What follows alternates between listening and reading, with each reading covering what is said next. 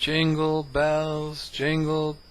Oh, this wasn't a music video. Sorry. Hi! I'm back to do some more reading for you because it's Christmas time and I always read books. I guess it's a talent. You could say that.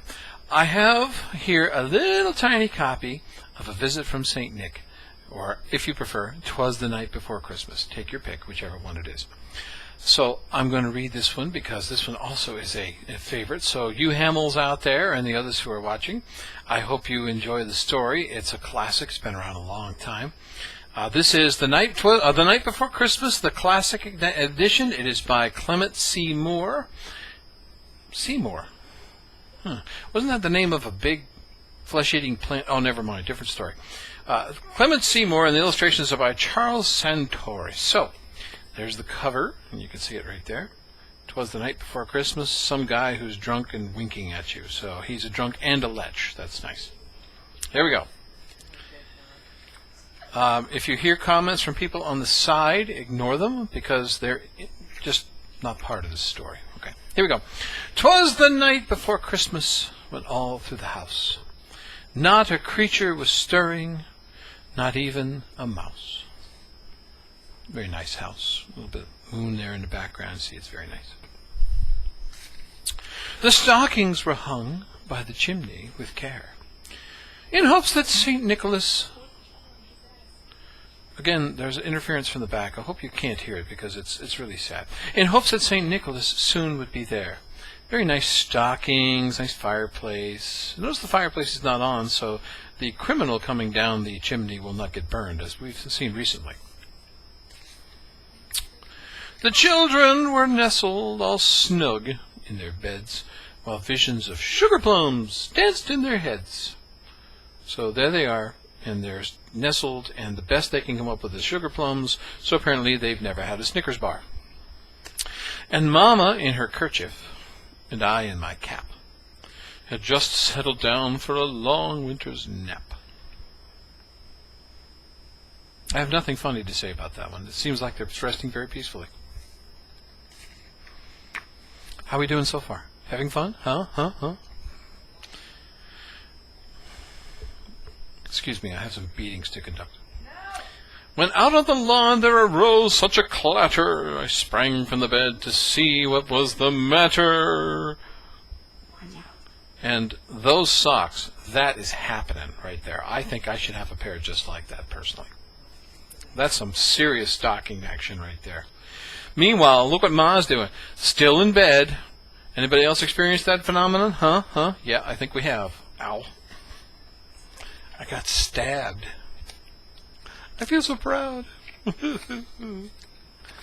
Oh, and there's like... Oh, it's got a centerfold. Ooh, look at that. Very nice.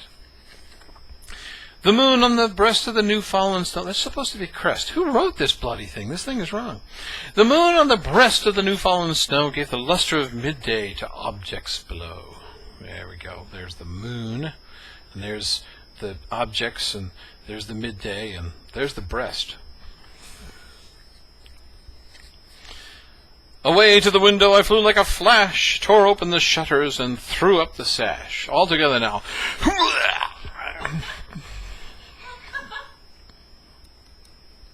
Ignore the sounds in the back. They don't really know what they're doing. When what to my wondering eyes should appear but a miniature sleigh and 8 tiny reindeer. You ever notice how it's snowing and yet the moon is full and clear? Have these people never lived in a winter clime before? Come on. Makes no sense. With a little old driver so lively and quick, I knew in a moment it must be Saint Nick. And reindeer and Nick, reindeer, Nick. He gets to see a lot of them. Well, half of them. More rapid than eagles, his coursers they came, and he whistled and shouted and called them by name. Now Dasher, now Dancer, now Prancer and Vixen, on Comet, on Cupid, on Donner and Blitzen. They just seem to be reindeer. I don't even know why I gave them names. I mean, don't you eat them? Doesn't make any sense. To the top of the porch, to the top of the wall, now dash away, all, yay!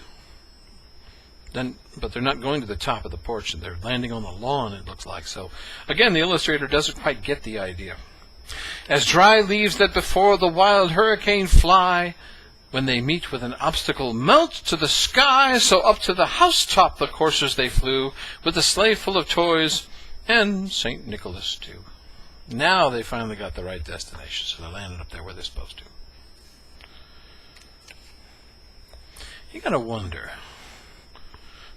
Santa, bunch of toys, bunch of reindeer, how do you get into that business? I mean, why not be a carpenter or a plumber? But a toy giver? I don't know. Doesn't make sense. And then in a twinkling I heard on the roof the prancing and pawing of each little hoof. Hoof. So they sort of landed on the house and they pawed. As I drew in my head and was turning around, down the chimney, yeah, okay. English, second language, working on it. As I drew in my head and was turning around, down the chimney St. Nicholas came with a bound. I wonder if that was a native bound or was a foreign bound, because normally when you travel with bounds, you have to know which kind you got. Look at that, coming out of that thing. Apparently his yoga is working out very well for him, because he's quite nimble, very nimble.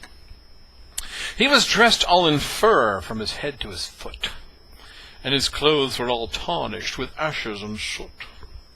Yes, Moneypenny. He sure looks happy with himself, though. Check it out. That's a happy-looking guy right there. I don't know. A bundle of toys he had flung on his back. Very uncareful, that man. How are you flinging toys? They break, you got glass shards down your back. Why not place them on your back? It makes more sense. A bundle of toys he had flung on his back, and he looked like a peddler just opening his pack. And here it looks like he has a little bit of gas he's stealing with from that Mexican food he had as he went through Mexico. So, I mean, I don't know about you, but that looks like an uncomfortable man, you know what I'm saying?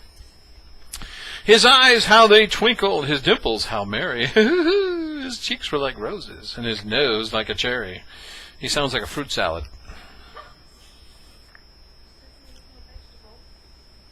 Again, if you hear noises in the background, it's just static. The stump of a pipe. Oh, that's it right there. That's not PC. A pipe, that's tobacco. Tobacco's bad. Oh, I'm sorry. For a minute there, I was channeling the other side. I'll go back to this side. The stump of a pipe he held tight in his teeth, and the smoke, it encircled his head like a wreath. Apparently he needed to relight it from the lamp on the table.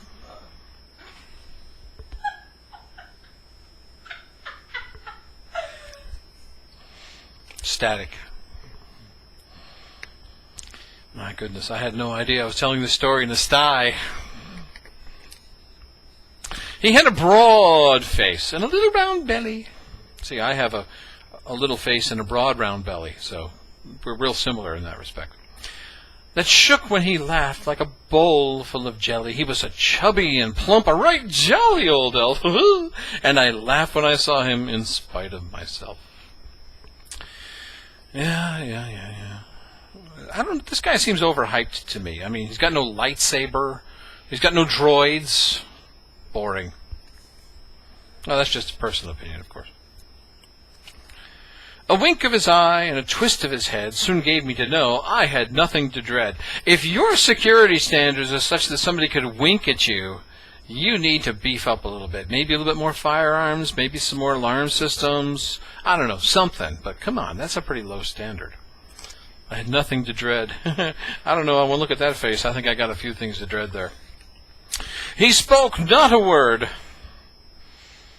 That actually works with English, doesn't it? He spoke not a word. He spoke no word? Whatever. But went straight to his work and filled all the stockings, then turned with a jerk. I think the jerk is sitting next to me. And laying his finger aside of his nose and giving a nod up the chimney, he rose. Yeah, so there he goes. That's when he turned with the jerk. Must be an invisible jerk. And this is when he said he's going to, go do that other stuff and lay his finger aside his nose. Yeah, whatever. We having fun yet? I've got people here saying things, and I don't really get that, He sprang to his sleigh, and to his team gave a whistle, and away they all flew, like the down of a thistle. Though if you have a nitwith in thistle flying, then when you have the down of a thistle, that's going very fast. So apparently here, the reindeer are already in takeoff mode. Shut up!